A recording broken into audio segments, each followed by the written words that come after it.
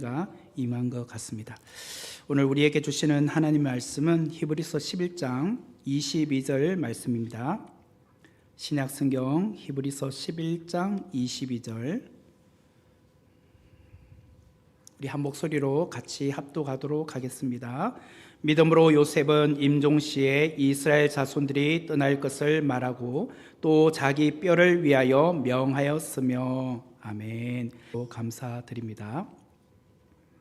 히브리서 11장 22절 말씀을 중심으로 요셉, 현재와 미래를 연결하는 믿음이란 제목으로 오늘 또 귀한 은혜를 함께 나누기를 원합니다.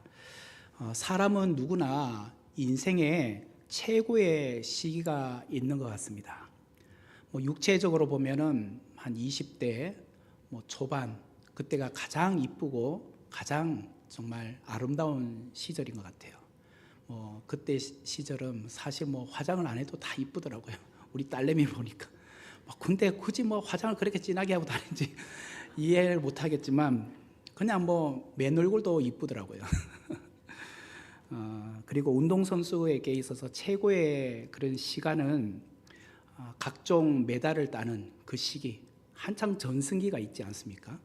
그리고 사업을 하는 분들에게 최고의 시기는 수익을 많이 거두는 시기라고 할 수 있겠죠. 또 연예인에게 있어서는 방송에 종종 출연하여서 CF도 찍고 여러 가지 방송에 이제 출연하는 것, 그것이 아마 최고의 전성기가 아닌가라는 생각이 듭니다.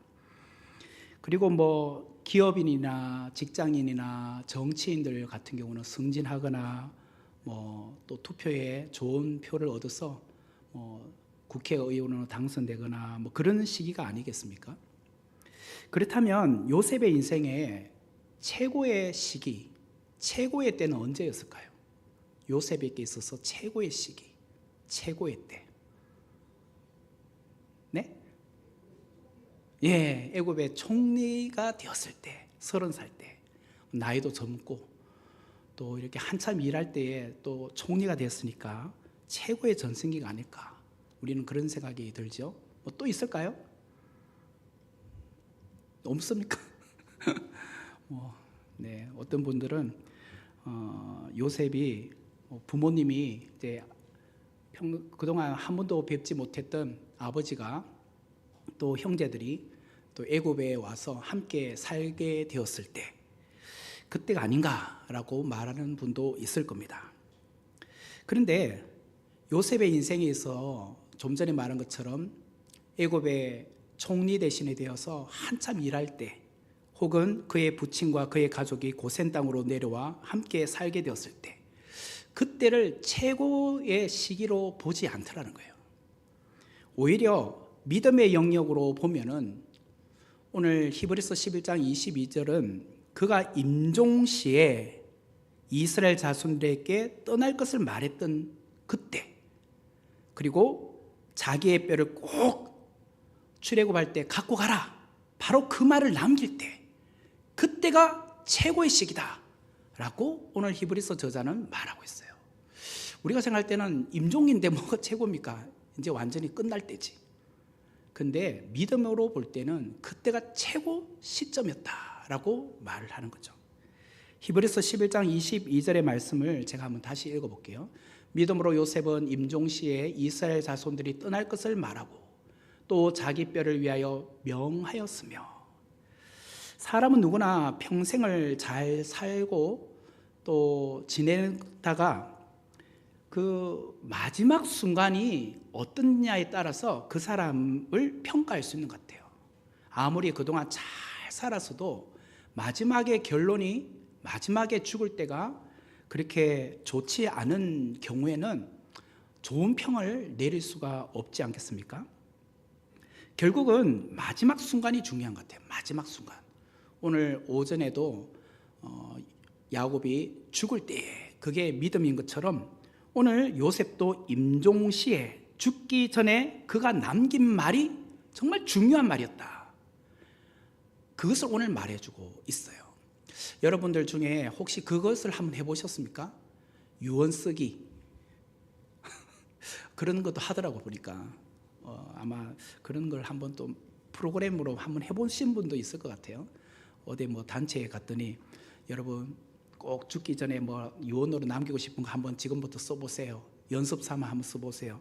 아니면 뭐 실제로 한번 쓰고 그걸 어떻게 보관하고 계신 분은 계시는지 모르겠습니다. 어떤 사람은 죽기 전에 유언으로 얘들아 너 형제들끼리 화목하게 지내야 된다라고 부모가 유언으로 남기기도 하죠. 또 어떤 사람은 죽기 전에 나를 어디다 묻어다오 그렇게 유언을 남기는 분도 있습니다.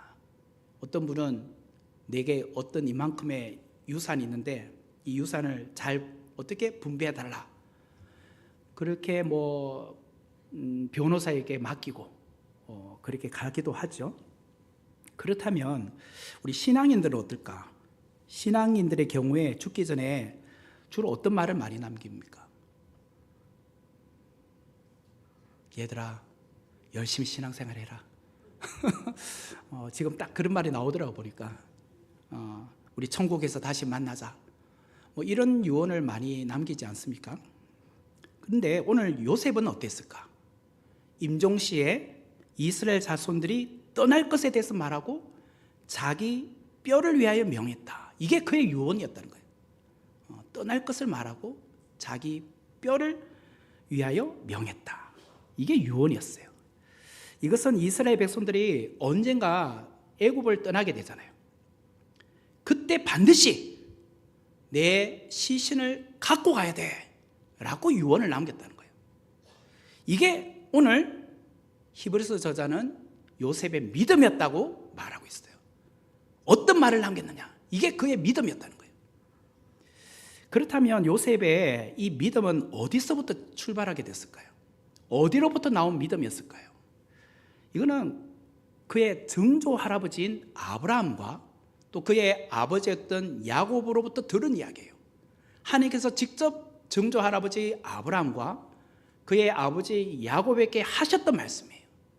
그 내용이 창세기 15장 13절 14절에 의하면 여호와께서 아브라함에게 이르시되 너는 반드시 알라 내 자손이 이방에서 계게 되어 그들을 섬기겠고 그들은 400년 동안 내 자손을 괴롭히리니 그들이 섬기는 나라를 내가 징벌할지며 그 후에 내 자손이 큰 재물을 이끌고 나오리라. 이게 하나님께서 아브라함에게 하셨던 약속의 말씀이었어요. 그리고 그의 부친이었던 야곱에게는 어떻게 말했느냐? 창세기 46장 3절과 4절에 보면 하나님이 이르시되 나는 하나님이라 내 아버지의 하나님이니 애굽으로 내려가기를 두려워하지 말라. 내가 거기서 너로 큰 민족을 이루게 하리라. 내가 너와 함께 애굽으로 내려가겠고 반드시 너를 인도하여 다시 올라올 것이며 요셉이 그의 손으로 내 눈을 감기리라 하셨더라. 이 창세기 46장 이 본문은 야곱이 애굽으로 내려가는 것에 대해서 두려움을 갖고 있었어요. 왜냐하면 애굽은 세속이라는 생각이 있잖아요. 그 옛날 할아버지 아브라함이 애굽으로 내려갔을 때 하나님께서 그걸 실패라고 말씀하셨잖아요. 애굽으로 내가서 자기 아내를 뭐 누이 동생이라 속였던 것은 잘못된 행동이었다고 말씀을 하신 적이 있었잖아요. 그리고 일반적으로 보면 애굽으로 내려간다라는 것은 세상으로 가는 것이에요. 그렇기 때문에 아무리 내 아들이 지금 애굽의 총리 대신이 되어서 나를 부른다 할지라도 내려가는 게 맞나 고민이 되지 않았겠습니까? 아들이 아무리 불러도 하나님의 응답이 없으면 하나님 말씀이 없이 어떻게 함부로 내려갑니까? 근데 하나님께서 창세기 46장 3절과 4절에 나는 하나님이라 내 아버지의 하나님이 애굽으로 내려가기를 두려워하지 말라라고 하셨다는 거예요. 그래서 내려가서 결국은 큰 민족을 이루고 나중에 올라오게 될 것이다. 이 이야기를 해주었기 때문에 내려가게 되는 거예요. 결국은 이스라엘 백성들이 애굽으로 내려갑니다. 그리고 400년이라는 기간 동안 애굽에 살다가 다시 하나님께서 그 백성들을 출애굽시키게 됩니다. 오늘 창세기 50장 24절과 25절은 이렇게 말합니다. 창세기 50장 24절 25절 요셉이 그의 형제들에게 이르되 나는 죽을 것이나 하나님이 당신들을 돌보시고 당신들을 이 땅에서 인도하여 내사 아브라함과 이삭과 야곱에게 맹세하신 땅에 이르게 하시리라 하고, 요셉이 또 이스라엘 자손에게 맹세시켜 이르기를 하나님이 반드시 당신들을 돌보시리니 당신들은 여기서 내 해골을 메고 올라가겠다 하라 하였더라. 이게 야곱이 유언으로 남기는 이야기예요. 이 본문이 오늘 히브리서 11장 22절의 말씀이에요. 야, 언젠간 돌아간다. 출애굽을 하게 된다. 그때 반드시 내 해골, 내 뼈를 꼭 갖고 나가. 이 유언을 남겼다는 거예요. 결국은 요셉은 자기에게서 나온 이야기가 아니라 이미 증조 할아버지 아브라함과 그의 부친 야곱에게 하나님께서 말씀하셨던 그 약속의 말씀을 붙들고 그것을 내가 고백을 하고 있는 거예요. 아, 나도 언젠가 떠나야 될 백성이야. 우리의 본향이 여기가 아니야. 그러므로 떠날 때 반드시 내 후손들은 나의 해골을 꼭 갖고 나가야 돼. 이 말을 남긴 게 그의 믿음이었다는 거예요. 그래서 여러분들이 유언을 어떻게 남기느냐가 여러분 믿음이 나오는 거예요. 아까 야곱은 잘 죽는 거, 이게 믿음이고, 어떤 말을 남기고 죽느냐가 믿음이에요. 그러니까 여러분도 오늘 유언 쓸 때 잘 쓰셔야겠어요. 그죠? 어떤 말을 남길까? 요셉은 가나안 땅에서 17살 때 노예로 애굽으로 팔려왔잖아요. 그때부터 110세까지, 쉽게 말하면 93년의 인생을 애굽에서 살았습니다. 17살 때 와서 110세까지 93년의 인생을 애굽에서만 살았어요. 이렇게 본다면 요셉은 유대인이라기보다는 오히려 애굽인이라고 해도 과언이 아니에요. 뭐 예를 들자면 10대 나이 때 미국으로 이민을 갔다고 합시다. 이민을 가서 지금 내 나이가 70대, 80대가 되었다고 합시다. 그러면 10대부터 나와가지고 계속 미국에만 살았으면 얼굴은 내가 한국 사람이지만 사실 모든 생각이나 모든 나의 삶의 패턴이 미국인이 되어 버렸잖아요. 그죠? 이제는 한국말도 어눌하게 될 것이고, 또 뭐 우리 자녀들은 이미 뭐 미국화처럼 다 바뀐 거 아니에요. 그죠? 그렇기 때문에 뭐 솔직히 한국인이라고 하기보다는 미국인이라고 해도 아무 문제가 없어요. 이미 뭐 미국 시민권도 받아서 살고 있으니까. 그처럼 요셉은 유대인이지만 히브리인이지만 애굽인입니다. 그죠? 애굽 생활이 훨씬 더 익숙한 거예요, 이제는. 특별히 요셉은 30살부터 지금 죽은 나이까지 있는 110세까지는 사실 몇 년도까지 한 그의 인생에 어느 정도까지 총리 대신으로 있었는지는 잘 모르겠지만 그래도 오랜 기간 동안, 오늘 오전에도 말한 것처럼 한 26년 그때까지만 해도 국무총리로 있었다고 했잖아요. 그러니까 장기간 동안 애굽에 있으면서 정말 높은 관직에 있었을 뿐만 아니라 부, 귀, 영화, 이것을 다 누렸던 사람이에요. 그의 인생이 30살부터 110세까지 80년의 인생은 정말 남부럽지 않는 그 아메리칸 드림, 애굽 드림을 이룬 사람이에요. 그죠? 또한 국가에 공이 많았던 사람 아니겠습니까? 그로 인하여서 애굽 사람들이 살았잖아요. 7년의 풍년과 7년의 흉년을 예언했잖아요. 그의 경제 정책을 통해서 애굽 사람들뿐만 아니라 모든 주변의 나라 사람들이 다 살아남았잖아요. 오늘날도 대통령이 당선되려면 뭐 경제를 해결해 주는 거, 그걸 최우선으로 보잖아요. 그러니까 이 요셉은 경제 문제를 해결시킨 사람이에요. 먹고 사는 문제를 해결시킨 사람이에요. 그것도 7년의 대흉년을 극복하게 만들었던 사람이 요셉이었단 말이에요. 그러니 그가 죽었을 때는 얼마나 대단한 장례식이 펼쳐졌겠습니까? 그의 뭐 애굽의 바로의 버금가는 장례를 치러 주었을 겁니다. 여러분들 잘 아시다시피 애굽은 왕이나 왕족들은 다 미라로 만듭니다. 미라. 다 아시잖아요. 그죠? 그리고 그분들은 그냥 매장하지 않잖아요. 피라미드에 들어갑니다. 피라미드. 얼마나 거대한 피라미드를 만들어가지고 거기에 그 왕이 들어가고 뭐 왕후가 들어가고 그 왕족들이 들어가겠습니까? 그처럼 요셉은 그런 국가적인 공이 큰 사람이었기 때문에 비록 왕은 아니고 왕족은 아니었을지라도 그의 버금가는 그 위치로 죽음을 이렇게 장례치 줄 수 있는 만큼의 국가 공헌자예요. 실제로 그랬습니다. 창세기 50장 26절을 말씀해 보면 이렇게 나와요. 요셉이 110세의 죽음에 그들이 그의 몸에 향재료를 넣고 애굽에서 입관하였더라. 여기 보면 그 이스라엘 사람들의 그 장례 문화가 아니잖아요. 애굽의 장례 문화, 이것도 평범한 사람들이 이렇게 못해요.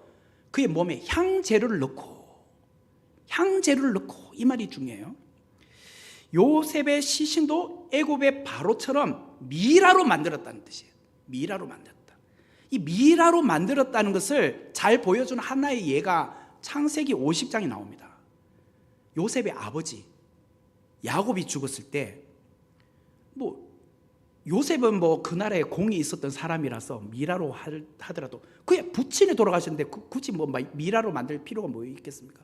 근데 요셉을 봐서 요셉의 부친인 야곱도 미라로 만들어줘요. 그만큼 공이 컸다는 거예요. 그 이야기가 나오는데 창세기 50장 1절부터 3절의 말씀을 표준 세번역으로 제가 읽어드릴게요. 표준 세번역입니다. 2절부터 시의라는 것은 의사들이에요. 의사들. 그러니까 그 미라로 만든 의사들. 시의들을 시켜서 아버지 이스라엘의 시신에 방부제 향재료를 넣게 하니 시의들이 방부제 향재료를 넣는데 꼬박 40일이 걸렸다. 시신이 썩지 않도록 향재료를 넣는 데는 이만큼 시간이 걸린다. 그리고 이집트 사람들이 그의 죽음을 애도하며 70일을 곡하였다. 이렇게 표준 세번역에 나옵니다. 자, 그 당시에 미라로 만드는 데는 최소한 40일이 걸렸다는 거예요. 자, 제가 이제 미라로 만드는 것을 설명을 드려보겠습니다. 제가 직접 본 건 아니고 인터넷에서 검색을 한 겁니다.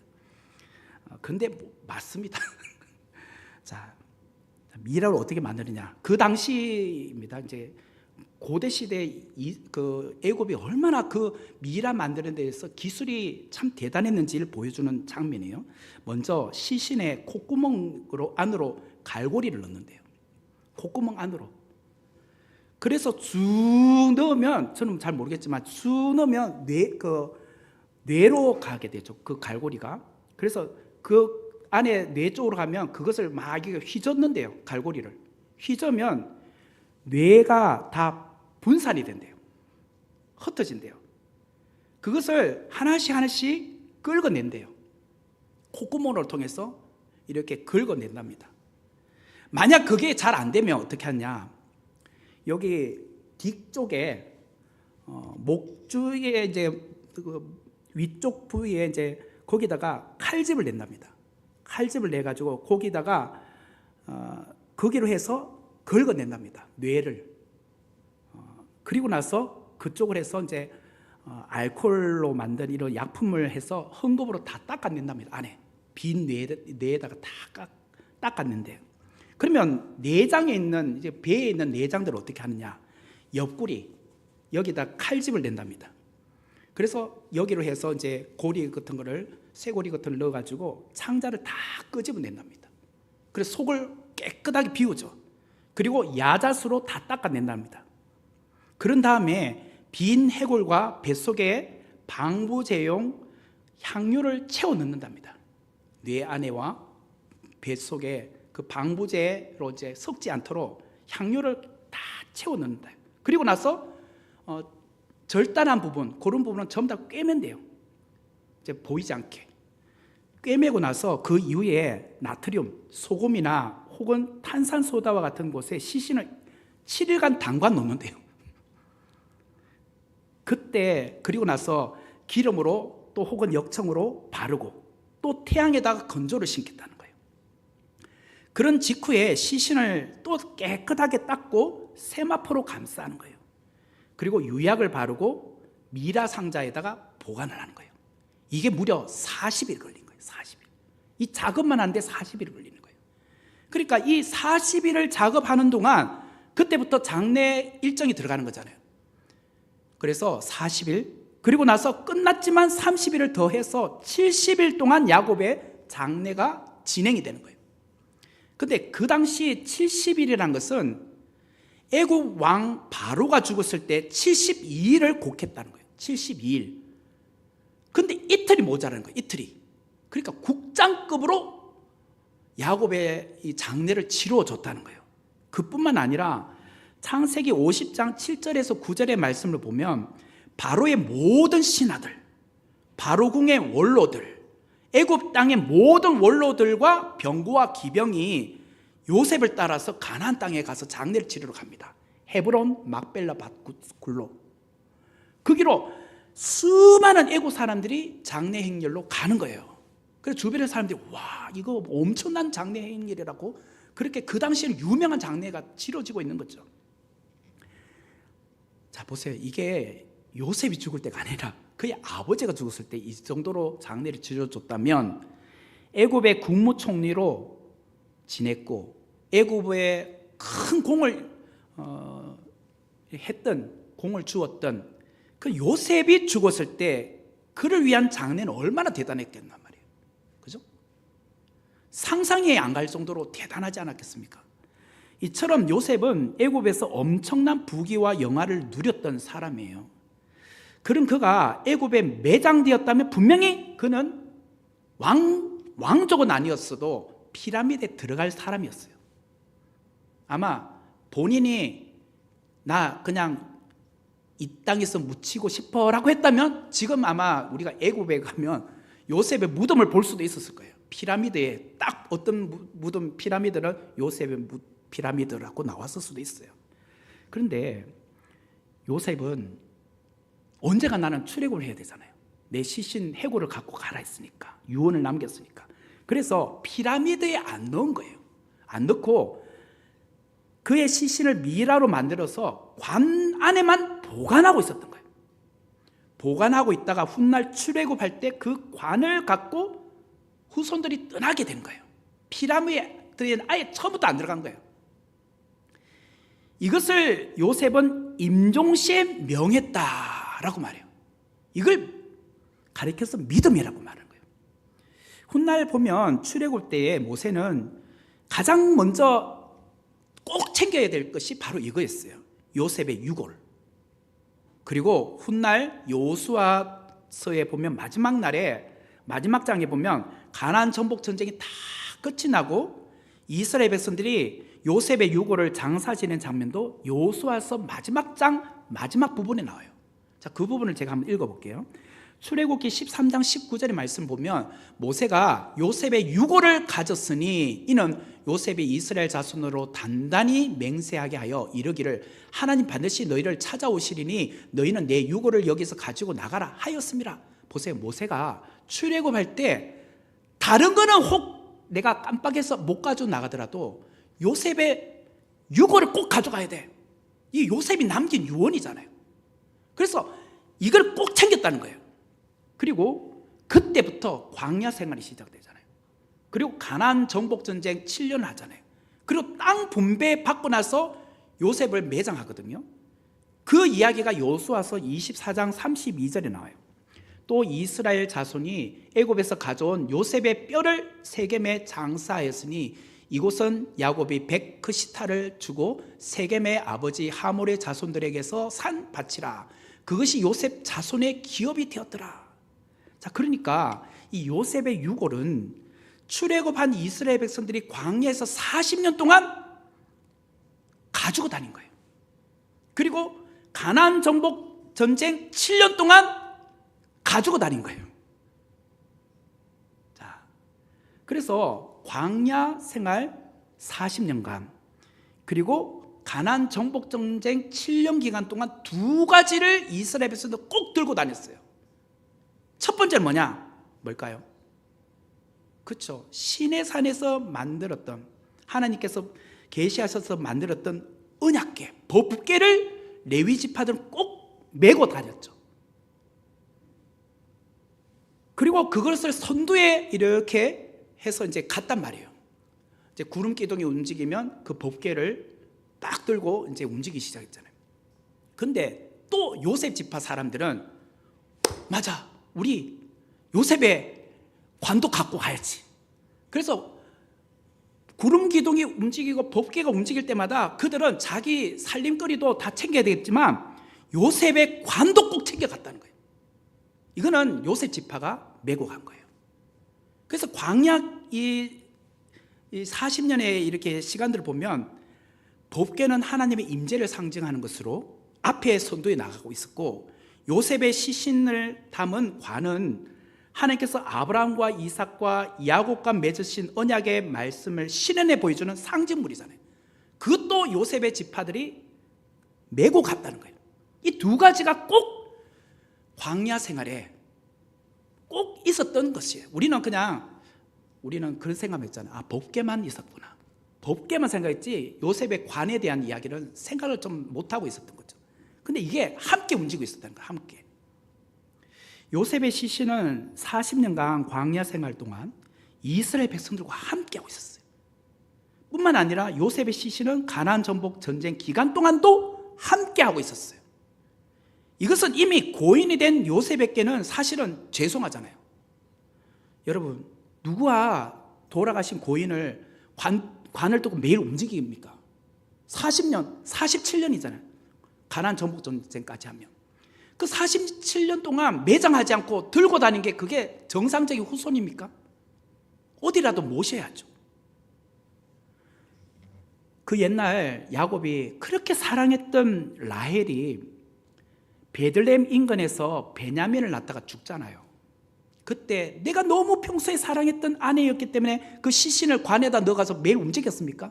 아니요. 그는 헤브론 땅으로 내려가지만 아내는 죽었잖아요. 더 이상 함께 할 수 없잖아요.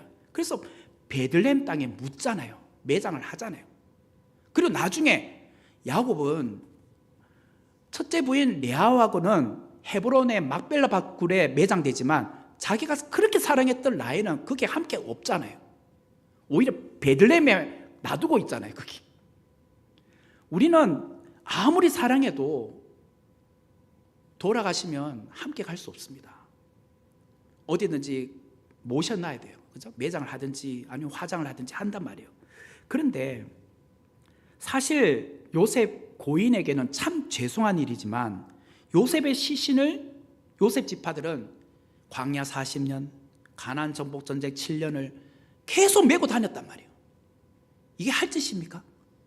그냥 생각하면 야, 너희들 참 나쁜 짓을 한다. 어떻게 후손이 돌아가신 고인을 이렇게 힘들게 계속 모시고 다녀? 어디라도 그냥 매장하지. 근데 그들이 하지 않았던 것은 요셉의 유언 때문이었어요.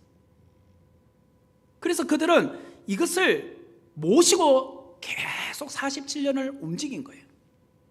그렇다면 출애굽한 이스라엘 백성들은 요셉의 시신을 볼 때마다 어떤 생각을 했을까요? 광야 40년, 가나안 정복 전쟁 7년을 할 때마다 요셉의 시신을 담은 관이 있었잖아요. 그 관을 볼 때마다 어떤 생각을 했을까요? 그들 역시 요셉이 가졌던 언약의 성취를 함께 바라봤을 거 아니에요. 요셉은 죽었지만 그의 뼈를 볼 때마다 야, 우리는 가나안 땅 간다. 그것이 관을 통해서 가나안 땅을 간다는 확신을 보여주는 증거잖아요. 그랬다는 거예요. 시청각 자료였다는 거예요. 시청각 자료. 요셉의 뼈는 결국은 애굽과의 단절을 의미해요. 애굽의 부귀 영화 아무리 좋아도 우리는 하나님의 백성이야. 하나님께서 약속하신 땅 가나안 땅을 가야 되는 백성이야. 그게 소망을 두고 나아갔다는 거예요. 사실 요셉은 애굽에 매장되는 것이 더 좋아요. 피라미드에 들어가잖아요. 피라미드에. 아무나 들어갑니까? 그렇게 들어갈 수 있지만 그 애굽의 부귀 영화가 중요한 게 아니에요. 하나님의 약속의 땅 가나안 가는 것이 중요한 거예요. 오늘 사는 우리도 그렇잖아요. 이 땅에서 삶이 아무리 좋아도 그게 우리가 여기가 좋사오니 여기에 초막 3개를 짓고 그렇게 베드로가 말한 것처럼 하면 되겠습니까? 우리의 본향은 여기가 아닌데. 누가복음 16장에 보면 부자와 거지 나사로가 나오잖아요. 그때 부자가 뭐라고 합니까? 야, 나는 이렇게 비단 옷을 입고, 야, 나는 매일같이 이렇게 좋은 음식 먹고, 야, 너무 좋아, 이렇게 평생 함께 그냥 살았으면 좋겠어, 그런 생각을 하잖아요. 그런데 그 사람이 놓친 것은 죽음 이후에 사후의 세계가 있다는 것을 놓친 거죠. 그러므로 우리도 요셉처럼 세상엔 애국과 단절하고 애국과의 결별을 선언해야 된다는 거예요.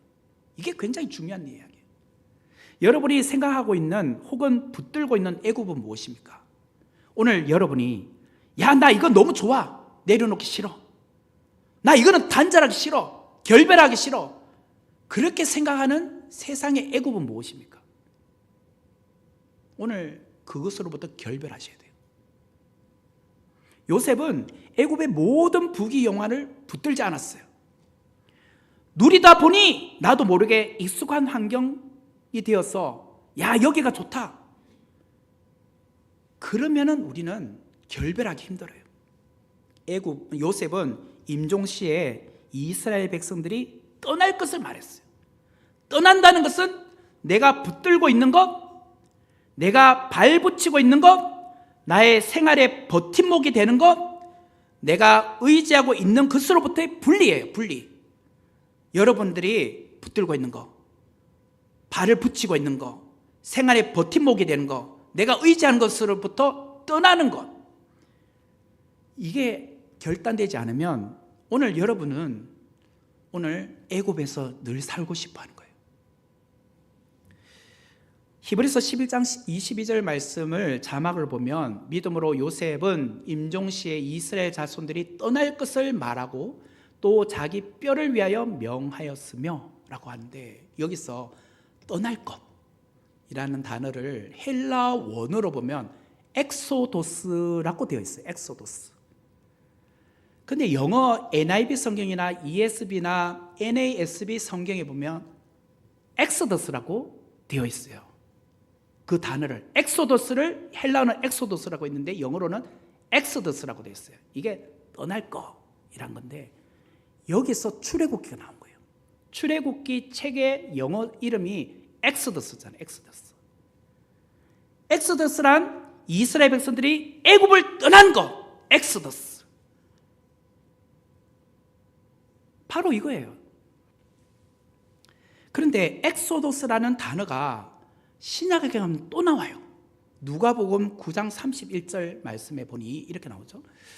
영광 중에 나타나서 장차 예수께서 예루살렘에서 별세하실 것을 말할세. 우리나라 단어로 이렇게 문장으로 보면 아까 떠날 것과 별세할 것이 별개의 단어처럼 보이잖아요. 근데 헬라 원어로 보면 별세할 것이 엑소더스예요. 다시 말하면 예수께서 예루살렘에서 떠날 것을 말할세, 엑소더스 할 것을 말할세라고 되어 있어요. 그래서 별세할 것이 엑소더스예요. 결국 무슨 말이냐면 누가복음 9장 31절은 예수님께서 별세할 것, 세상을 떠나는 거죠. 이거는 이스라엘 자손들이 애굽을 떠나서 하나님께서 약속하신 가나안 땅으로 들어가는 것이 아까 엑소도스라고 했죠. 그것처럼 예수님께서 별세하시어 이 세상을 떠나 천국으로 들어가는 것을 주님은 엑소도스라고 하셨다는 거예요. 주님께서 이 세상을 떠나 천국으로 입성하는 것이 엑소도스. 구약의 이스라엘 백성들이 출애굽하여 가나안 땅으로 들어가는 것을 엑소도스라고 했다는 거예요. 결국은 예수님의 죽음을 엑소도스로 표현함으로써 성도들이 예수님의 죽음을 통하여 영원한 생명으로 들어간다는 것을 우리는 알게 되었다는 거예요. 야, 우리는 이 땅에서 사는 것이 정말 영원한 것이 아니라 우리가 가야 될 곳은 영원한 생명 천국이 있다. 그래서 우리는 이 땅에서 엑소더스, 출애굽하여서 우리의 본향 천국으로 가야 된다. 그것을 이스라엘 백성들이 출애굽한 것을 통해서, 예수님께서 별세한 것을 통해서 보여주셨다는 거예요. 요셉은 애굽에서 총리 대신으로 살았죠. 그는 애굽의 모든 부귀와 영화를 누렸습니다. 하지만 요셉은 애굽을 떠나야 하는 사람이었어요. 왜? 비록 지금 애굽에서 죽지만 죽음 이후에 그가 가야 될 본향이 있잖아요. 약속하신 땅, 가나안 땅. 거기에 대한 믿음을 갖고 살았기 때문이에요. 가나안은 영적으로 말하면 천국이잖아요. 요셉은 신약의 예수님을 보여주는 예표입니다. 그림자. 예수님은 예루살렘에서 별세하셨지만 그는 엑소도스 하셨어요. 이 땅을 떠나 하나님 우편에 앉으셨어요. 즉 천국으로 가셨어요. 천국으로 가셨다. 본향으로 가신 거잖아요. 요셉의 형제들과 후손들은 요셉 덕분에 지금 애굽의 가장 좋은 땅, 고센 땅에서 살고 있잖아요. 그러다 보면 나도 모르게 여기에서 영원히 살고 싶은 거예요. 여기서 후손 대대로 영원히 살았으면 좋겠다고 생각하는 거잖아요. 저도 이런 말씀 드리면 정말 죄송하지만 미국에 살다 보니까 그런 생각이 간혹 들더라고요. 제가 이제 미국에서 한국 돌아올 때 저희 아들이 5학년이었고 저희 딸이 2학년이었거든요. 그래서 이제 좋은 공원에 데려가서 앞에 호수가 있는데 거기서 이제 깊은 대화를 했습니다. 5학년 된 아들하고 깊은 대화가 뭐겠습니까? 아빠가 이제 한국을 가야 되는데 그때 이제 제가 어떤 교회에 이제 청빙이 된 거예요. 그래서 가야 되는데 가자. 사실 그때는 5학년이니까 그래도 아들이 부모님 따라간다 하잖아요. 근데 제가 뭘 딜했어, 딜. 아이팟인가? 그거 하여튼 그걸 사주겠다고 하고. 그래서 아들이 그거에 혹해가지고 오게 된 거죠. 근데 진짜 오기 싫더라고요, 사실은.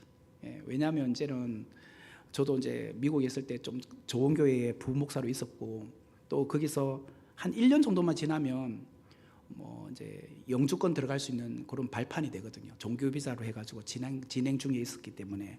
그리고 이제 아이들도 미국 온 지 한 5년이 지나니까 이제 영어도 잘하고 뭐 살만한 거죠. 그런데 정말 결단하기가 쉽지 않더라고요. 근데 하물며 고센 땅을 떠난다는 것이 쉽겠습니까? 그런데 언젠가는 출애굽해야 한다. 떠나야 한다. 엑소더스 해야 된다. 가나안 땅으로 가야 한다.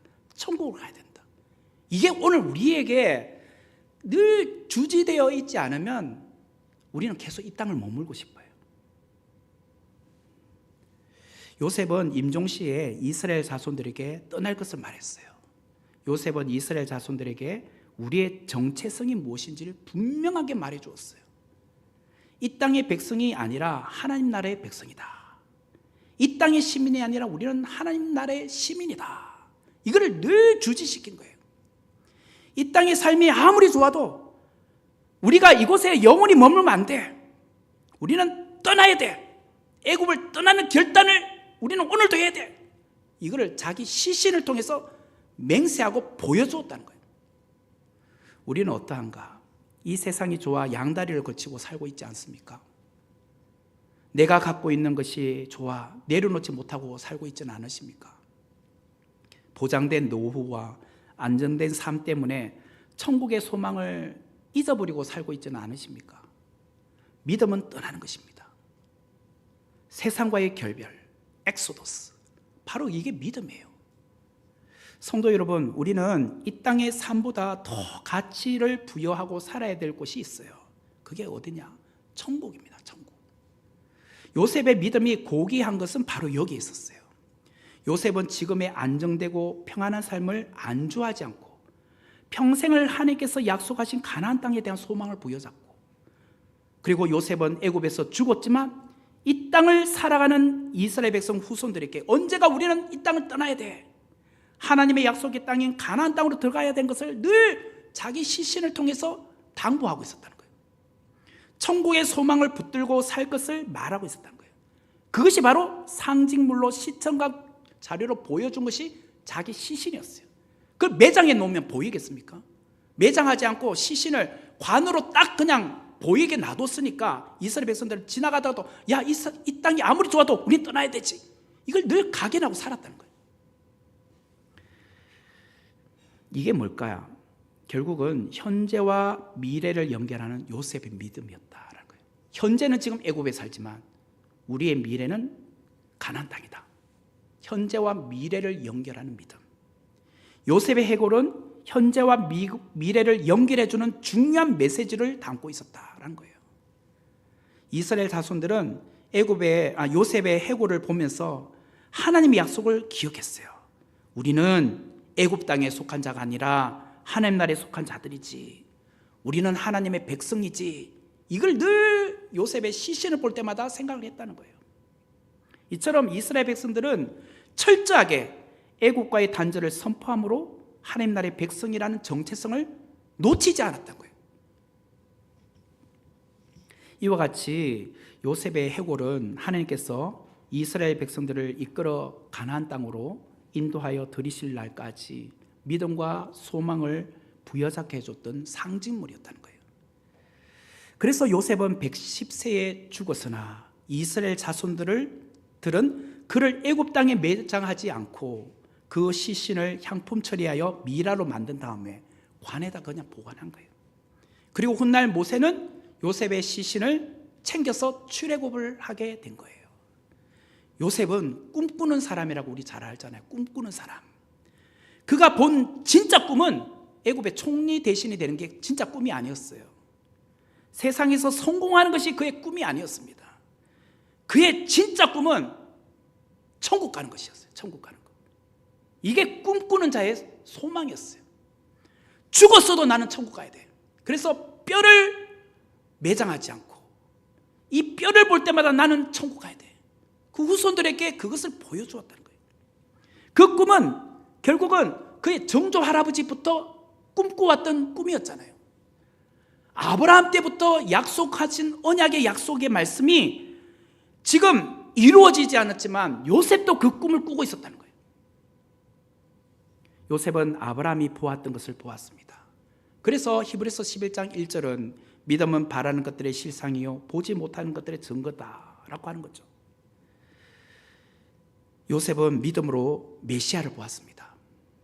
아까 말한 것처럼 엑소더스, 별세할 것, 부활신앙을 믿었던 거예요. 믿음으로 요셉은 임종시에 이스라엘 백성들이 떠날 것을 바라고 자기 뼈를 향하여 명했습니다. 우리도 요셉처럼 살아야 되지 않겠습니까? 우리는 이 땅에 살지만 죽음 이후에 천국 갈 사람들 아닙니까? 저와 여러분은 현재를 살고 있지만 미래를 소망하고 바라는 자로 살아야 되지 않겠습니까? 내세에 대한 소망, 천국을 확신하며 살아야 되지 않겠습니까? 주님의 죽으심과 다시 살아나심, 이것을 오늘 먼 미래에 요셉은 바라고 있었던 거예요. 이게 엑소더스예요. 이 믿음을 가지고 사는 그리스도인은 요셉처럼 현재와 미래를 연결할 수 있는 믿음의 소유자가 될 수 있는 것입니다. 그리스도인은 현재를 살지만 미래를 바라보는 자입니다. 미래의 부활을 맛보며 내세의 소망을 가지고 현재를 사는 자라고 할 수 있는 것이죠. 죽음 위에 갈 하늘나라, 그 천국에 대해서 여러분은 얼마나 사모하고 살아가고 계십니까? 그게 그냥 돌아가기 직전에 생각하면 되겠습니까? 평소에 늘 생각하고 계셔야죠. 그래야지 갑작스럽게 내게 죽음이란 것이 현실이 되어도 당황하지 않잖아요. 평소에 늘 천국에 대한 소망을 갖고 살아야 언제든지 죽어도 나는 천국 간다 라는 마음이 있기 때문에 이 죽음에 대해서 불안하지 않잖아요. 그리스도인의 믿음의 가치는 다른 데 있지 않아요. 오직 그리스도의 부활에 대한 믿음, 바로 그게 있는 것입니다. 우리가 이 세상을 살면서 고난 가운데서도 인내하며 승리할 수 있는 것은 다른 데 있지 않습니다. 엑소더스, 예수 그리스도의 십자가의 죽으심과 그리고 부활, 그 길을 주님께서 열어놓으신 거예요. 주님은 우리에게 길이요 진리요 생명이라고 하셨잖아요. 그 길을 열어놓으셨기 때문에 우리는 그 길을 따라가면 되는 거예요. 이제 믿음의 길을 가면 되는 거예요. 이 세상에 살고 있지만 언젠가 떠나야 될 것을 여러분 늘 준비하고 계십니까? 죽을 때 아무것도 못 가져가잖아요. 그러니까 여러분들 떠날 준비를 하셔야 돼요. 이제부터. 이게 믿음의 삶이란 거예요. 이 시간 나는 순례자라는 노래를 이제 조금 후에 부를 것인데 그 가사에 보면 이렇게 나와요. 1절에 보면 나는 순례자 낯선 나라에 언젠가 집에 돌아가리. 어두운 세상 방황치 않고 예수와 함께 돌아가리. 2절에는 나는 순례자 방황하지만 예수 내 구주 이끄시네. 영광의 나팔 소리 들릴 때 천사날 위에 찾아오리. 3절은 나는 순례자 피곤한 몸을 하늘나라에 누이시네. 주 볼 때마다 영광 나타나 승리를 위해 찬양하리. 후렴에 보면 나는 순례자 돌아가리. 날 기다리는 밝은 곳에 곧 돌아가리. 기쁨의 나라 예수와 함께 길이 살리. 그래요. 이 찬양을 여러분 얼마나 사모하고 기다리십니까? 그동안 우리는 이 세상이 전부인 것처럼 살아오지 않았습니까? 돌아갈 영원한 본향이 없는 것처럼 이 땅에 그새 애착을 갖고 살지 않으셨습니까? 지금이 너무 좋고 지금이 너무 행복해서 천국에 대한 소망 그리고 천국에 대한 기대감 없이 살고 있지는 않으십니까? 정말 사소한 것에 욕심을 버리지 못하고 서로 사랑하지 못하고 살아가고 있지는 않으십니까? 요셉이 내 해골을 출애굽할 때 갖고 나가라고 고백한 것처럼 우리는 이 땅에서 나그네로 또 순례자임을 한순간도 잊지 말고 살아가야 될 줄 믿습니다. 반드시 돌아갈 본향, 그 본향을 사모하며 믿음으로 끝까지 승리하며 나아가기를 주님의 이름으로 축원합니다. 이 말씀을 생각하시면서 우리 나는 순례자 같이 찬양하도록 하겠습니다.